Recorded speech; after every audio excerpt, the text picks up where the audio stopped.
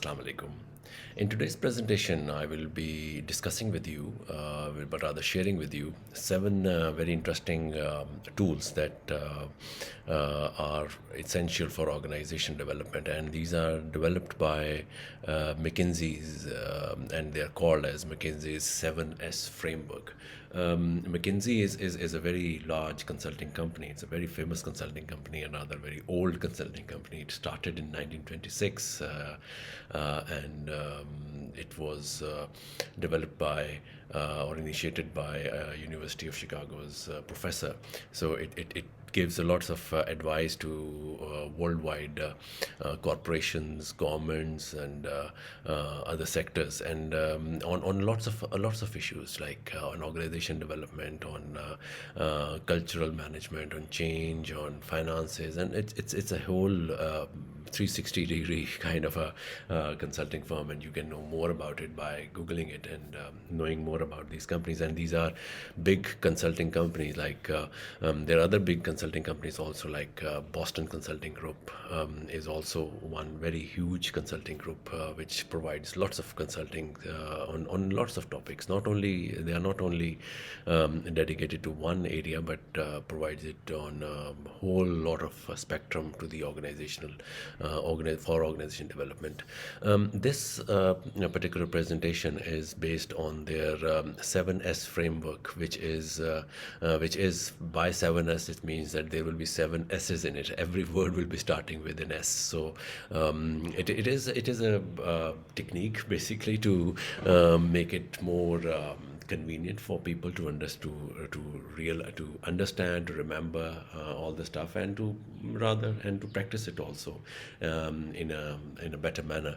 These are just very simple things which normally we do know, but when it comes from in such a tool, in such a way, you tend to give them good look, and tend to practice them in a manner which you could also put practicality into it, also into your organization. So let's move ahead, and the first one is, of course, the strategy.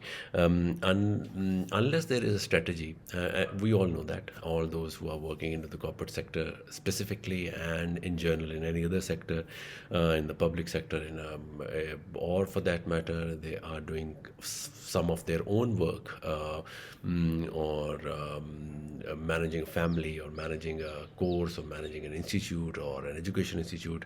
Strategy is, of course, the first thing which is looked upon to develop an organization.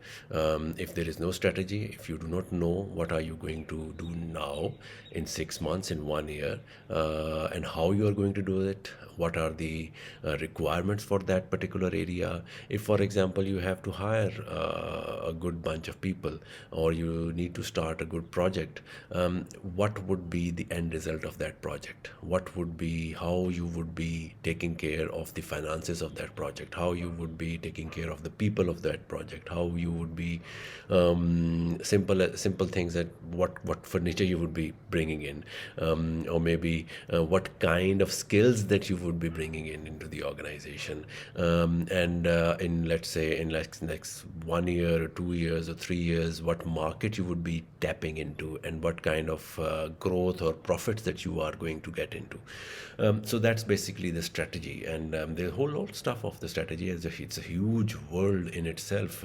If you want to develop a strategy, there are consultants, there are people who train you, who guide you towards developing a strategy. There are different tools within this one aspect that help you to develop the strategy. So McKinsey says that company says that this is the first thing to have a good organization development.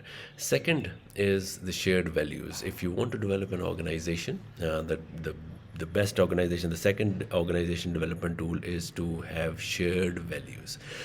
What are those shared values? I mean, the people who are working into the organization, they need to value the same things. They need to understand the same things. If all are valuing, for example, teamwork, or for example, achievement, excellence, they should be there. And there are different ways to judge that also. There are tools now available in personality assessment tools, psychometric assessment tools, and by interviewing people, by putting them into certain situation, into certain behavioral situations, behavioral interviews, that you could judge or come closer to what the value of individual is having. So bringing all the people from the same value setup is a good starting point. Then of course, when they are into the organization, and perhaps if they do not share their own personal values, they should share the organizational values.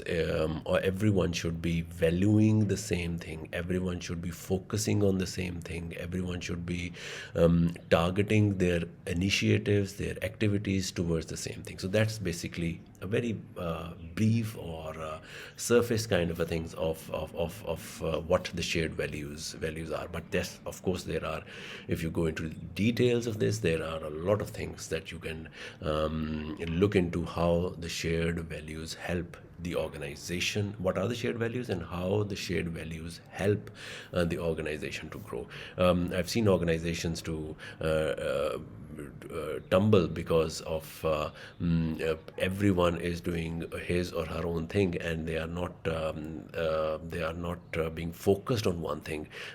Families do not develop in a way. Families go haywire if they do not have the same values into the family. Then the structure of the organization. The structure is very important. What kind of product that you are developing, and what kind of area that you are taking care of. Based on that, you develop a certain structure of your organization. If your organization is a bureaucratic organization, if it is a functional hierarchy, if there is a product hierarchy, regional hierarchy, so all these things matter in terms of developing the organization. But this may not be a one size fit all formula. If your organization is a kind of a multinational organization, it is operating in different countries. If it is not operating in different countries, only operating in one country, or in a region, in one continent, or in a region in a country, so there will be different structures that would be applied to that. According to the needs of the organization, the structure should be developed or put into place. If your organization is a humongous organization, like big organizations like Nestle's or Coca-Cola, or in Pakistan there are big organizations like Nishat, or in textile there are big organizations, then like Sapphire, or if there is a smaller organization which is not operating to huge client base, but a small client base, they will have different structure. The bigger organization might have different structure, they have different needs. So structure again is a very important tool for organization development, but a structure which is customized, which is according to the needs of that particular organization. System is another organization development tool. I have seen organizations who say that they have systems, but they unfortunately do not have systems. The most of the things are run by the on the whims of the owner of the company, or on the whims of the president of the company or CEO of the company, and until they say something, the system does not run. So that's not something which Mckinsey is referring to. What they are referring to is that there should be a system in the organization where people should know what they are doing, how they are doing it. If there is a problem into the organization, how they are going to settle it. if there is no one ahead of them and there is an emergency into the organization, how they are going to handle that emergency situation. And if, for example, into the system basically comes into place when there is especially into the customer focused organization, like in hotels where there is a customer who is, or a guest who is shouting and into the lobby, and there is some problem with him, and the people who are at that place should be able to handle that situation. They will only be able to handle that if they have that system in place, that how to handle the emergency situations. That would be a situation which may not be written somewhere, but that would be a situation which would, if there is a system in place, that if such catastrophe happens, how they are going to handle that situation. So system, on the one hand, where it refers to this, on the other it refers to the whole lot of categories within the organization, where there is a financial system, there is a HR system, there is a production system, there is a IT system. All these things are interrelated. The puzzle should be well articulated, or the puzzle should be well choreographed, so that it whenever there is the work should keep on going. It should not stop. So that is what McKinsey is referring to as a system within the organization. Then this S is basically the skills. Of course, the what kind of skills the organization require. A customer service organization may have a different skill set. A textile company, which is a production company, a manufacturing company, a steel company, a facility management company, a banking sector, they all might have different skill sets. But what skill sets are required is to be governed by the organization, by the needs of the organization, as to where they want to go, what kind of customer base they have, or what kind of a product they are producing within the organization. So so that's the skill set, that's a very important thing for the organizational development.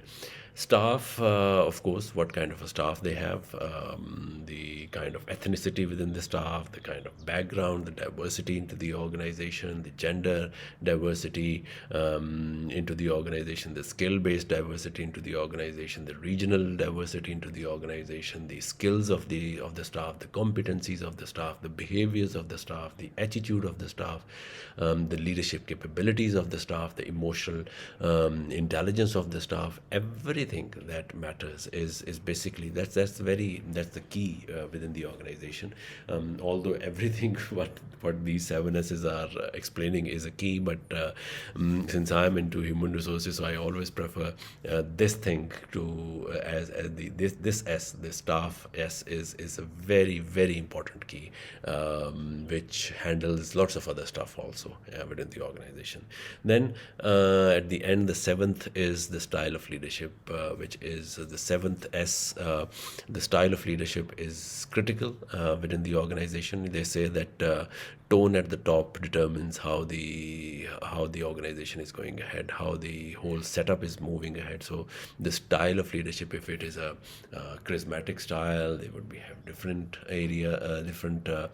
dynamics into the organization. If it is kind of a positive attitude style of the leader within the organization, and not only one leader, many leaders into the organization, all this matters into the development of the organization. So whenever there is a talk into the organization as to what kind of a culture they are maintaining, the style of leadership matters a lot. So these are seven S's of organization development, the tool for organization development that we have just seen. And you can study more about them. You can start practicing them into the organization one by one to begin with, and start evaluating your organization as to if they are fulfilling all these 7S's for organization development in your organization or not. Thank you very much for your time, and we'll meet again inshallah in some other video. So thank you very much, and Khuda Hafiz.